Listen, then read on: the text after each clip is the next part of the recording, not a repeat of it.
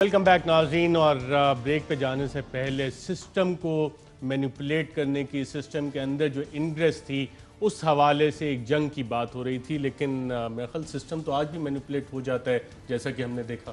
देखिए अरशद, सिस्टम के अंदर इनग्रेस और सिस्टम को मैनिपुलेट वही शख्स करता है या वो धड़ा कर सकता है, वो गैंग कर सकता है जो सिस्टम का हिस्सा रहा हो।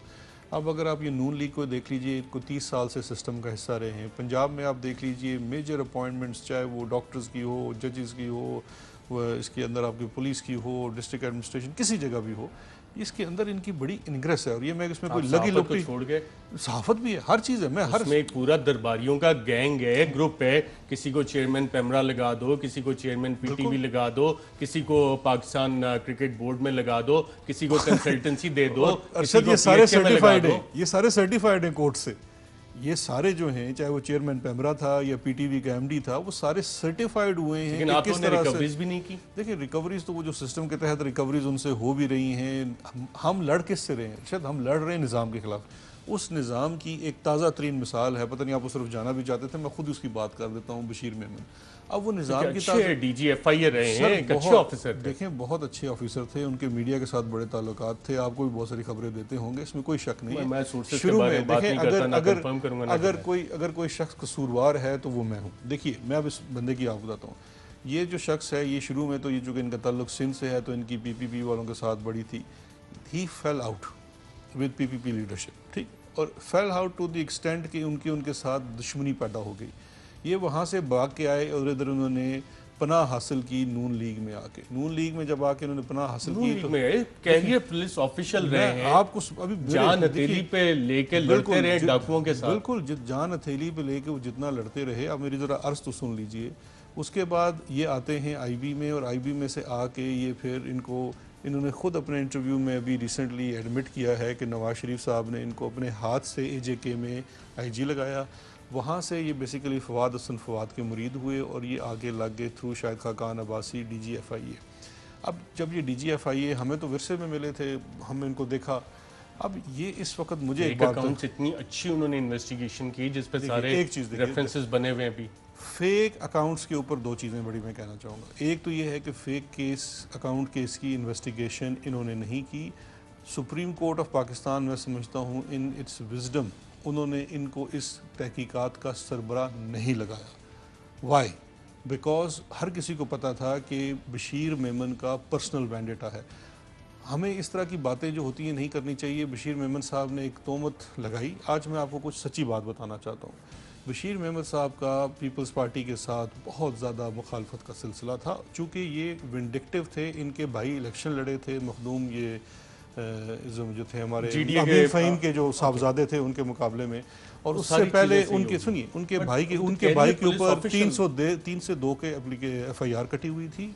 उनको ये था कि जरदारी साहब ने कटवाई है। इसके बदले में ये इतना नॉन सीरियस आदमी था।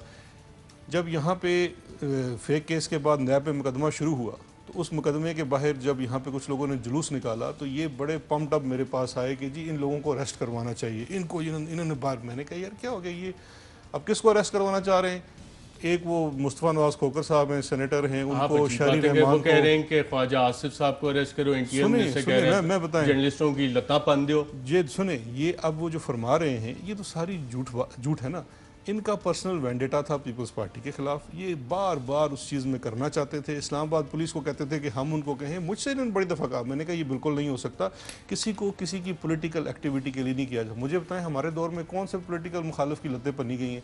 मैं आपको 110 तो वीडियोज़ दिखा सकता हूँ जहाँ पर नून लीग के ही दौर में, जब ये इतने ईमानदार आदमी हैं, जब ये DGFIA थे, हमारे ऊपर तो डेली यहाँ पर लाठीचार्ज होता था।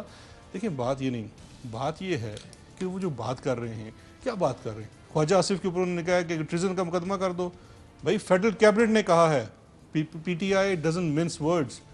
मुल्क का वजीर दिफा एक बाहर की कंपनी से while he is minister for defence तनख्वाह ले रहा है, क्या उसकी इन्वेस्टिगेशन नहीं होनी चाहिए? वो किस ज़मन में ले रहा है? आज तक उस शख्स ने कौम को नहीं बताया कि वाइल ही वो कहीं पाकिस्तान से जाता नहीं है। 50,000 दिरहम माहाना उसको पैसे आ रहे हैं उसके अकाउंट में।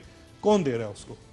क्या वो किसी को राज बेच रहा है, कोई फैसिलिटेशन कर रहा है, कोई डिफेंस डील्स हो रही हैं? इसकी तहकीक करने के लिए उसको वफाकी काबीना ने कहा। आर्टिकल 6 के मुकदमे का नहीं कहा। वफाकी काबीना ने FIA को कहा Bashir Memon is no one. FIA को वफाकी काबीना ने ये कहा कि इस मामले की तहकीक होनी चाहिए।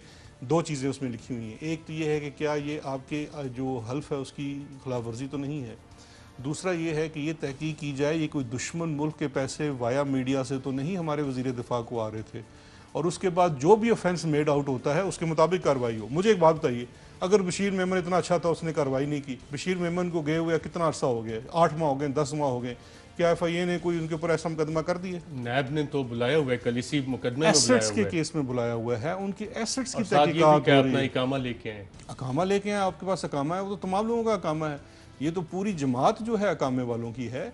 बात ये है कि इस वक्त 87 बिलियन की भी बात गालिबन आई कि वो के इलेक्ट्रिक का कोई FIA ने खत लिख दिया था जिस वजह से वो प्राइवेटाइजेशन आगे नहीं चल सकी और प्राइवेटाइजेशन रुक गई, और प्राइम मिनिस्टर साहब कोट अनकोट के उस पर हवाले से भी काफी नाराज हुए। मैं इसमें दो चीज़ें कहना चाहूँगा। एक चीज़ तो ये है कि ये बिल्कुल बेबुनियाद चीज़ है, इनके पास कोई इस किस्म का सबूत है, वो सबूत लेके आए। लेटर लिखे हैं टाइमिंग लेटर देखिए, अगर टाइम जो लेटर लिखे हैं तो के इलेक्ट्रिक की किसी चीज़ के साथ वज़ीर आज़म का क्या ताल्लुक है मेरे भाई?